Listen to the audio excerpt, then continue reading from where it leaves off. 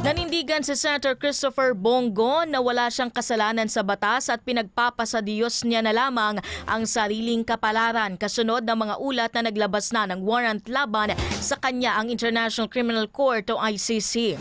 Buhat ito sa Facebook post ni Davao City 1st District Representative Paulo Pulong Duterte na isang highly reliable source ang nagtibre sa kanya na may warrant ng inihain ng ICC para kay Go at dalawang dating pulis.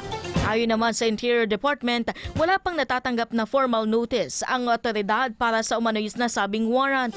Ganito rin ang naging pahayag ni Senate President Sherwin Gatchalian kahapon at sinabing mahirap pang sabihin kung hihingi si Go ng protective custody mula sa Senado. Hintayin na lamang muna aniya kung totoo ito. Ayon naman kay dating Senator Antonio Trillanes IV, huwag magpapaniwala kay Pulong dahil wala pa umanong inilabas na warrant para kanino man ang ICC. Kung mayroon mang ibigay na warrant kalaunan, anin Trillanes, hindi ito malalaman ng senador, gaya ng nangyari kay dating Pangulong Rodrigo Duterte.